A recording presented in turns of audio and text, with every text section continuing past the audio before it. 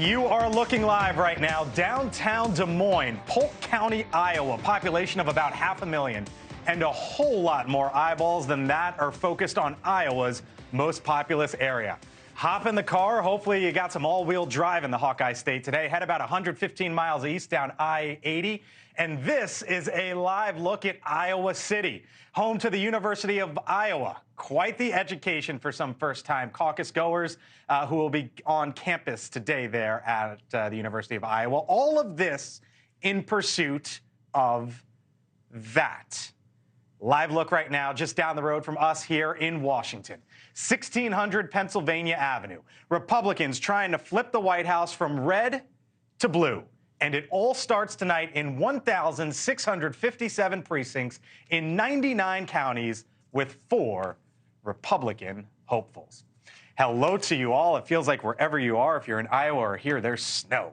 Yes. And we're going to see how the weather has an impact, if it does or if it doesn't tonight in Iowa. I don't know. We'll see. But all of this kicks off here in a few hours' time. Chris Steyerwalt, come on in. I want to go around really to the table and just sort of get a sense of what everyone's seeing and what everyone's hearing. But Chris, let's start with you because you are in Iowa.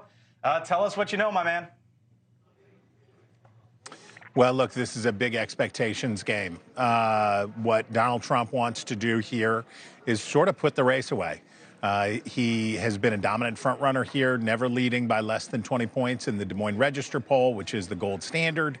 And what he wants to do is get to 50% or better and have his opponents in the Republican Party, have those factions in the Republican Party start to give up and just sort of curl up and die. We have seen Nikki Haley move into second place. We have seen her get ahead of Ron DeSantis. The big question tonight, more than anything, the 2 big questions, more than anything else, can Trump get to an outright majority, number 1, and number 2, can Ron DeSantis ruin Nikki Haley's chances? Because she's got to get free of him. She's got to get ahead of him here to get the kind of momentum going into Iowa she needs. If Ron DeSantis has a surprising showing, gets into a clear second place, outperforms Haley, that is going to hurt her chances going into New Hampshire. All right, Mick Mulvaney, come on in. I say it all the time. You know more people, at least on the Republican side, than anyone I know. And I wonder who the folks that you're talking to, what they're saying. Yeah, they're saying exactly what Steyerwalt just said. I think those are the 2 big stories going into tonight, and then what we look for at the end of the night is, does Donald Trump get above the 50%?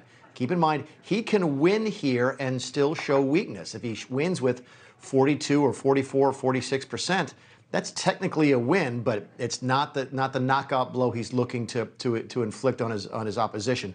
And number 2, that second place race between DeSantis and Nikki Haley, absolutely right. Nikki's actually going to have to deal with heightened expectations because of this good polling data. If she had finished third a couple weeks ago, no one would think twice about it, but now they expect her to finish second. If Ron DeSantis pulls a little bit of a surprise here, not an upset, but if he overperforms and finishes second, it completely changed the dynamics going into New Hampshire and into South Carolina. So those are the 2 stories that I think everybody will be watching very closely tonight. Okay.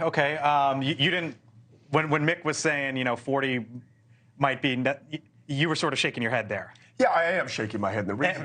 So explain why, and then I also want to know what you're hearing. Donald Trump is going to win the Iowa caucuses. The only question is by how much. And I find this sort of narrative about 50% to be a little bit deceitful, given where we are with the weather and everything else. The record in Iowa is 12 points.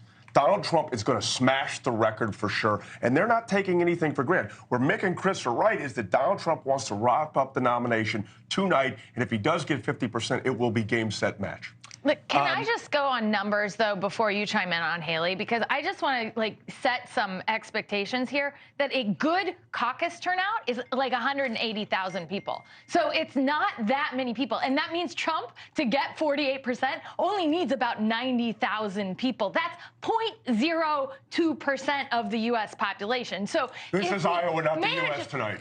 This is Iowa, not the U.S. But it does actually, matter in terms of the expectations. Iowa doesn't always set the precedent for Republicans, and I'm sure you'll go into hardly ever. Ashley, you're in Nikki Haley's orbit. What are you hearing, and what are you looking forward to tonight for Nikki Haley? Well, I think that she feels very good about everything that's happened in the last few months. She's the one that's consistently going up. Ron DeSantis and Trump are continuing to go down.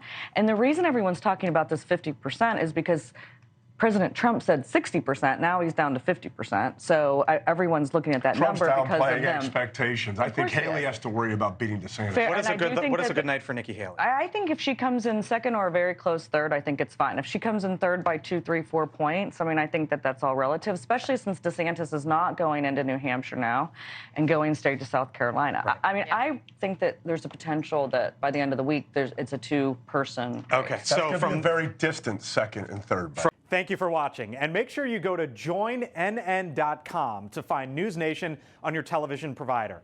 And don't forget to click the red subscribe button below to get more of NewsNation's fact-driven, unbiased coverage.